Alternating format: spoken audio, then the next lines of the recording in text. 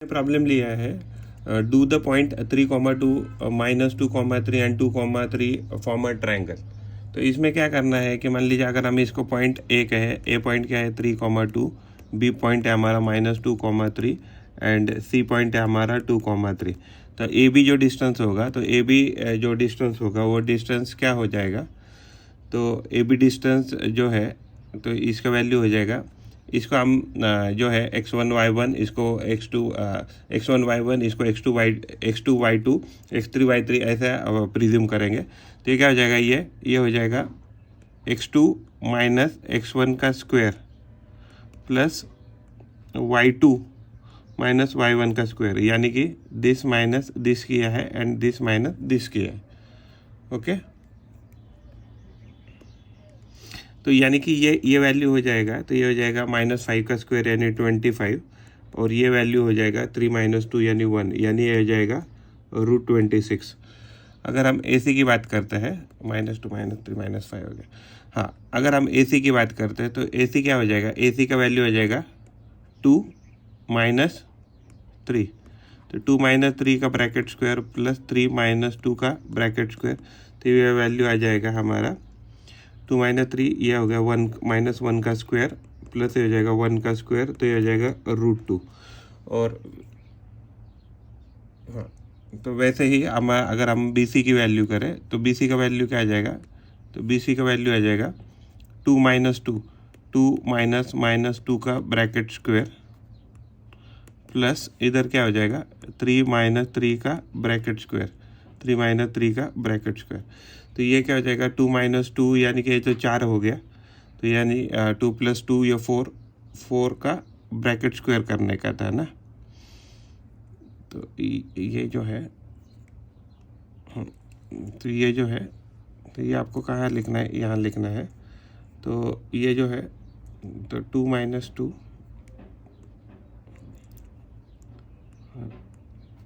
तो इसका bracket square है, तो 2 - 2 ये 4 का स्क्वायर हो जाएगा, 4 का स्क्वायर यानी कि 16, तो ये √16 हो जाएगा, ये वैल्यू 0 हो जाएगा, यानी कि ओवरऑल ये वैल्यू आ जाएगा, ये वैल्यू आ जाएगा 4। तो ये जो वैल्यू है 6, तो इसका रफली वैल्यू कितना आ जाएगा, 5 पॉइंट के आसपास आ जाएगा, और ये वैल्यू कितना आ जाएगा, ये ऑलमोस्ट 1.4 के पास आ जाएगा। तो इसमें क्या ढूंढना है हमें, अगर मान लीजिए जो भी दो साइड है, तो यानी कि अगर हम किसी भी दो साइड की टोटल करते हैं, अगर वो तीसरे साइड से ज़्यादा आ रही है, तो यानी कि हमारा ये ट्रायंगल बन सकता है। तो इसका टोटल इससे ज़्यादा है, और इन दोनों का टोटल इससे ज़्यादा है, एंड इन दोनों का टोटल इससे ज़्यादा है। तो यानी कि इसका मतलब क्या है, किसी भी दो साइड का टोटल ज़्यादा है, इसलिए ये ट्रायंगल फॉर्म कर जाएगा। Show that the point 1, 4, 2, -1, -1 and -4, 4 are vertices of a square. तो देखिए एक्चुअली स्क्वायर का क्या होना चाहिए, ये लेंथ सेम आना चाहिए। अगर हम इसको पॉइंट A कहते हैं, इसको B कहते हैं, इसको C कहते हैं, इसको D कहते हैं, तो मान लीजिए ये 1,4, ये 1,7 है, मान लीजिए ये 4,2 है, ये -1, है, और ये -4,4 है। अगर हमने ये 4 पॉइंट लिया, तो AB का जो वैल्यू है, AB का डिस्टेंस कितना हो जाएगा, स्क्वायर रूट ऑफ, तो ये हो जाएगा 4 - 1 का स्क्वायर, 4 - 1 का स्क्वायर यानी 3 का स्क्वायर, तो 4 - 1 का स्क्वायर प्लस 2 - 7 का स्क्वायर, ये 3 का स्क्वायर, ये तो हो गया स्क्वायर रूट ऑफ 9, और ये हो गया -5 का स्क्वायर हो जाएगा 25, तो ये हो गया √34 आ गया। अगर हम BC की बात करते हैं, तो BC क्या हो जाएगा, BC हो जाएगा -1, तो ये जो है BC, तो BC है -1 - 4, तो -1 - 4 ब्रैकेट स्क्वायर प्लस -1 - 2 का ब्रैकेट स्क्वायर, तो ये आ गया हमारा वैल्यू -5 का स्क्वायर 25 प्लस ये -3 का स्क्वायर, ये हो गया 9, तो ये आ गया √34। अगर हम CD की बात करते हैं, तो CD की वैल्यू आ जाएगा -1 - 4 -1 - -4, और इसका ब्रैकेट स्क्वायर करना है, प्लस ये हो जाएगा -1 - 4 का ब्रैकेट स्क्वायर, तो ये जो है, तो ये -1 + 4, तो ये जाएगा +3 का ब्रैकेट स्क्वायर प्लस -5 का ब्रैकेट स्क्वायर, तो ये भी वैल्यू आ जाएगा 9 + 25 इज इक्वल टू √34। ओके, अगर हम DA की बात करते हैं, अगर हम DA की बात करते हैं तो DA क्या हो जाएगा?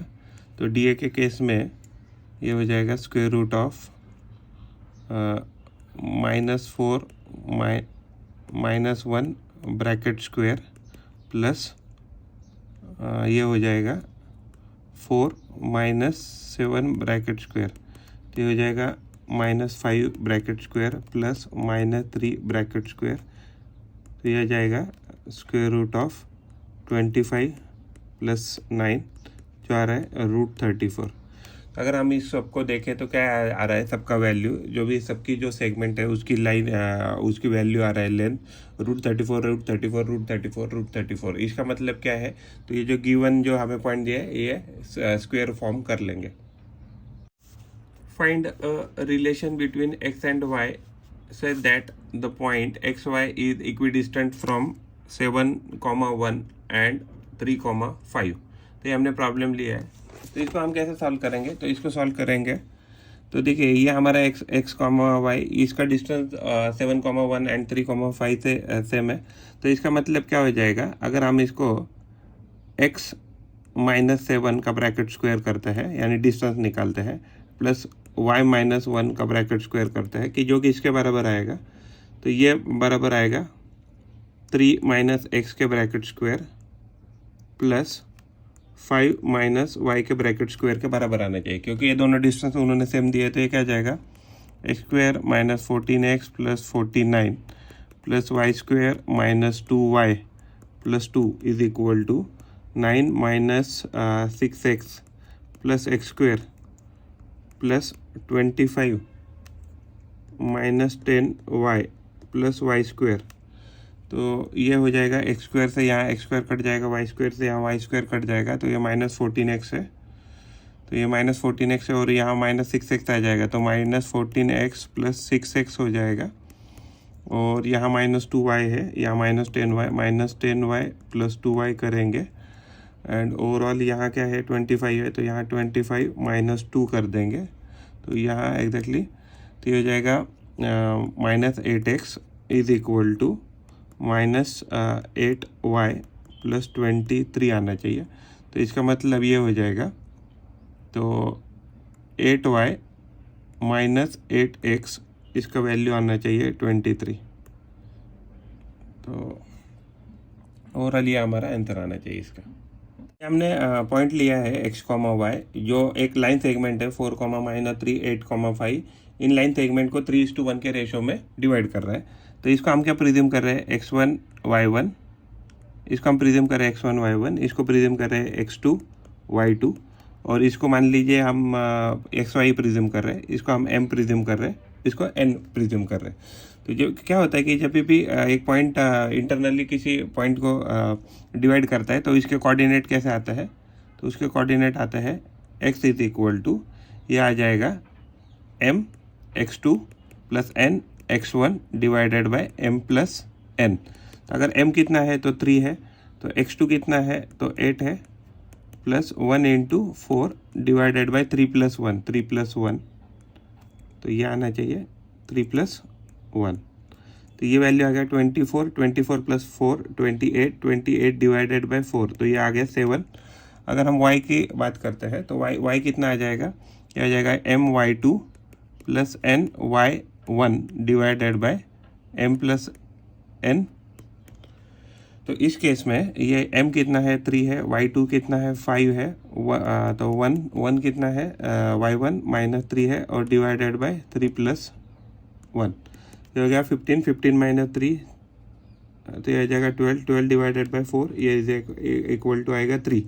तो यानी कि ये जो 3:1 जो रेशो आ रहा है, तो इसके जो पॉइंट है तो इसके पॉइंट आ जाएंगे 7,3 कि जो कि हमारा इसका सॉल्यूशन है।